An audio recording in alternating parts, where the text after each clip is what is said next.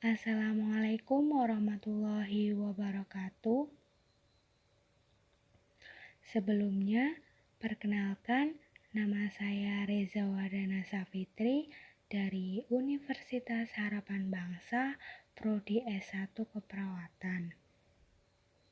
Di sini, saya akan menjelaskan mengenai tugas EPP Jurnal dengan materi cairan pada pasien kritis pada mata kuliah keperawatan kritis. Di sini, saya mengkritisi jurnal 2, yang pertama jurnal nasional, yang kedua yaitu jurnal internasional. Yang pertama, penelitinya pada jurnal pertama bernama Wahyu Rahmawati, Betty Kristinawati, dan Kurniasari. Sedangkan jurnal kedua yaitu Charles Kremstad, Alan C. Jackson. Tahunnya, jurnal pertama yaitu tahun 2019, sedangkan jurnal kedua yaitu tahun 2017. Judulnya, jurnal pertama yaitu penerapan pijat perut sebagai evidence-based nursing untuk menurunkan volume residu lambung pada pasien kritis. Sedangkan untuk jurnal kedua yaitu cerebrospinal fluid plecoptosis in critical care patient with seizures.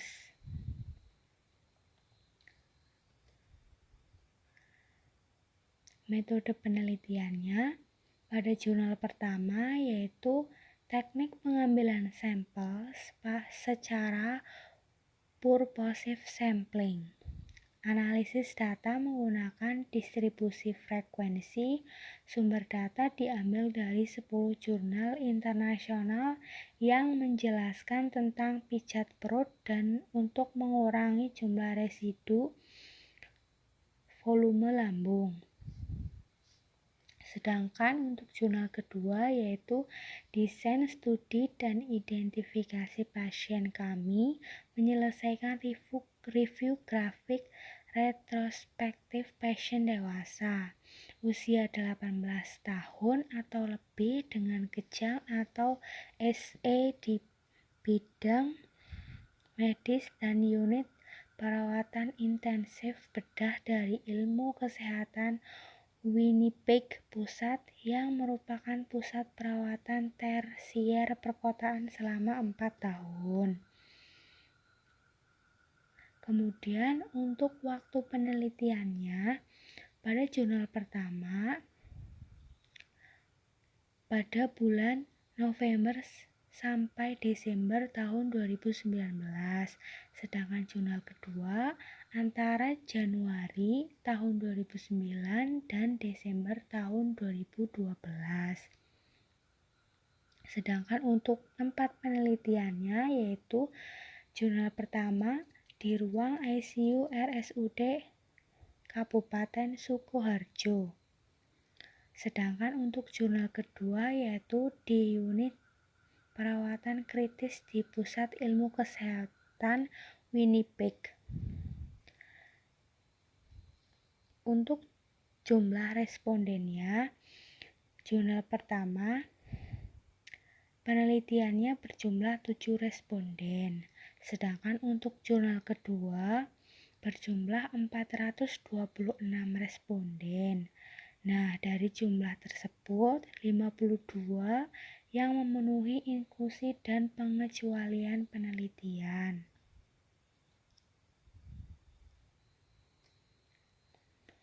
Kemudian untuk kriteria respondennya pada jurnal pertama yaitu pasien yang terpasang NGT atau nasogastric tube.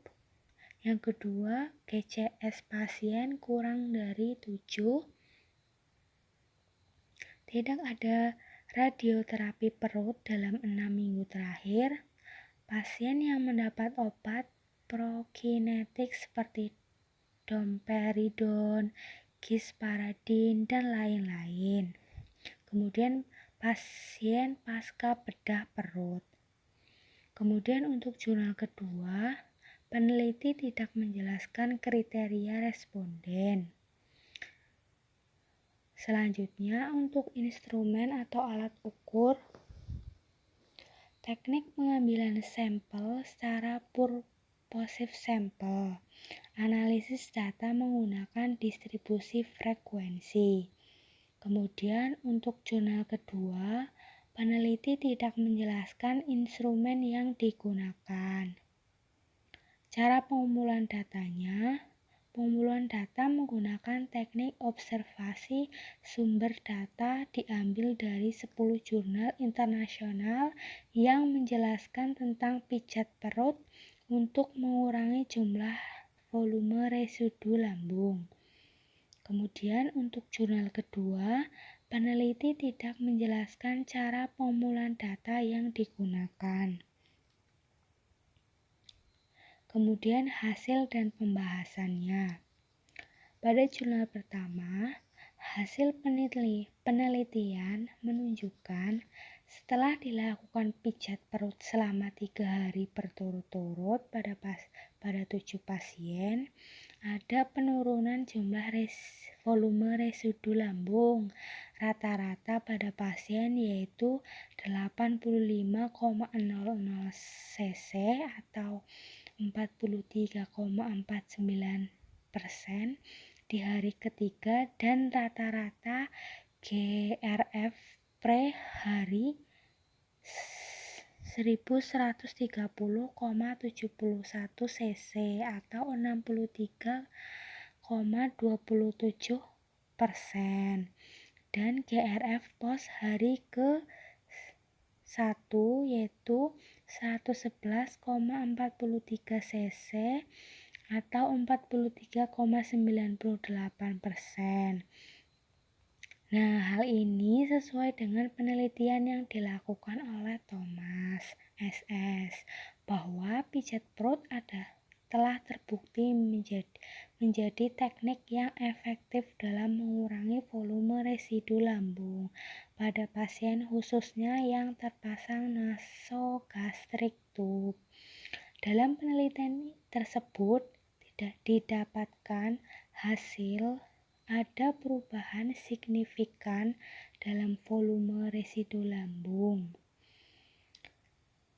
Nah, untuk jurnal kedua, dari 426 pasien dengan kejang di unit perawatan kritis, 51 memenuhi kriteria inklusi. Subtype kejang termasuk vokal kejang 5 atau 10%, kejang umum 14 atau 27%, dan SE 32 atau 63%. 7 dengan SE dari 51 atau 24% ditemukan memiliki kleoptosis CSF, yaitu penyebab yang mungkin untuk kleoptosis CSF diidentifikasi dalam semua 12 kasus. Kemudian untuk kelebihan jurnalnya, pada jurnal pertama lebih detail dan teliti, lalu menyajikan abstrak dan simpulan. Bahasanya juga mudah dipahami. Kemudian disusun dengan menggunakan prosedur tahapan yang runtut, dan hasil pembahasan jurnal sangat jelas. Kemudian untuk jurnal kedua, pada penelitian ini konsepnya runtutan literaturnya itu sangat baik, meskipun masih ada yang belum dijelaskan secara rinci. Kemudian untuk kekurangan jurnal, pada jurnal pertama, penelitian ini sangat jelas sehingga belum menemukan kekurangan dari jurnal tersebut. Kemudian jurnal kedua, peneliti kurang jelas dan rinci karena tidak menjelaskan instrumen penelitian, kriteria responden, dan cara pengumpulan data yang dilakukan. Kemudian bahasanya juga sulit dimengerti.